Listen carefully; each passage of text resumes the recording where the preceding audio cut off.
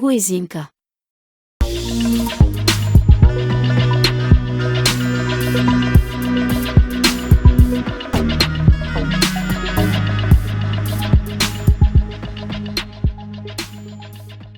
Who is Yinka? An Afrofuturism novel. Chapter 1: The Glitch. Adinka Ogunrambi, a Nigerian mixed-race, British-born ex-infantry soldier, now a civilian living in Manchester working a regular job, is on his morning run in Alexandra Park when he suddenly experiences a strange sensation. It feels as if he is being pulled in all directions at once. He starts to see flashes of different moments in his life, past, present, and what appears to be the future. "Are you alright, mate?" a passerby asks if he is okay. As he opens his eyes, Yinka realizes he is face down on the ground, grass all up in his nostrils. He notices the boulder rock placed at the junction of two paths. It's a familiar sight. He remembers climbing on it as a child. It reminds him of Olumo Rock in Ogun State, Nigeria. It has a similar shape but obviously much smaller.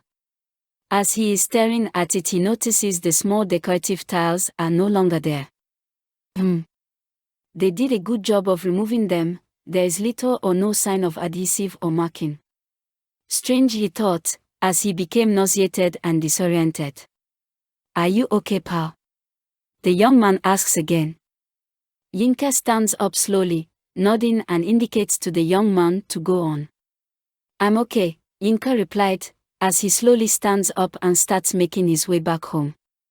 As he passes the rock, still feeling like shit, he runs his hand over it.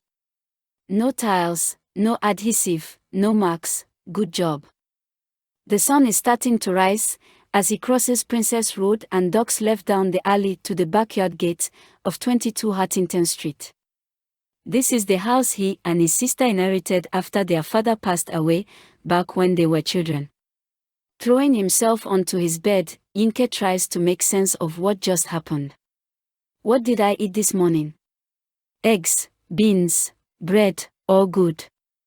Maybe it's C19, but that doesn't explain the visions.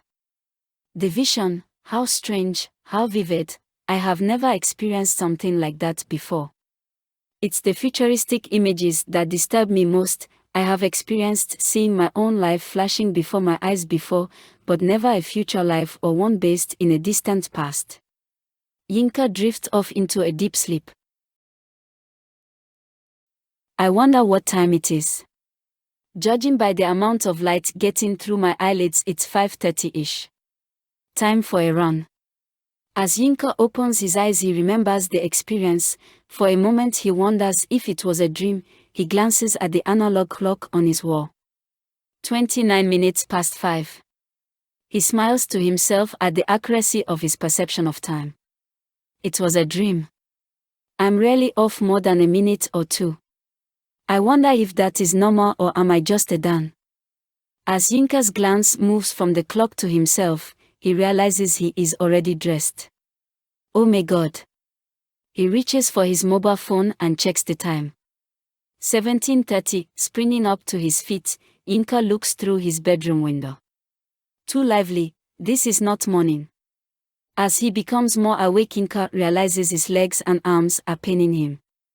He feels like he has been in the gym after a long break and overdone it.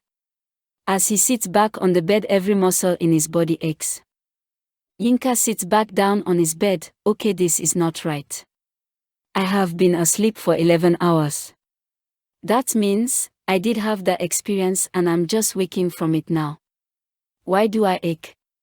I didn't even finish my run. That evening Yinka stayed in, deciding to get some work done online and putting the incident to one side. The following morning Yinka sets off for his morning run. 5:37. He runs up Huntington Street, takes a right at Claremont Road and heads into the Alec Park. Feeling good, not an ache anywhere.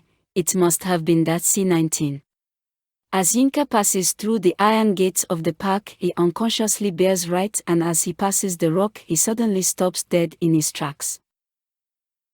Wait a flipping minute. Those tiles were gone. Yinka rushes over to the rock and runs his hand over it, feeling the smooth and edge of the tiny tiles under his fingers. Okay, this is not right. If yesterday was real, why are these tiles still here now? As if they were never removed. Yinka glanced around in a defensive posture. No one in sight. He reaches out to the tiles again to confirm they are really there, and suddenly his fingers seem to elongate. As he snatched them back into a fist, his fist elongated. Before his right calf muscle got a chance to react, in order to initiate his instinctive flight out of there, he was gone, engulfed in a puff of red, black and green smoke.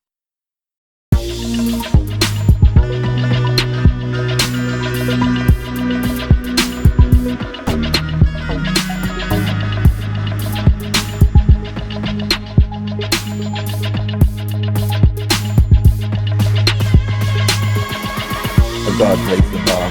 Now it's gonna take power to project that far. Man raised the roof. Now he's gonna want facts and he's gonna need proof. Mind made the waves. Now he's gonna cut cords and he's gonna free slaves. So all of her got dropped. Now she's gonna find beats for the heart that stopped. Run away, find a shelter.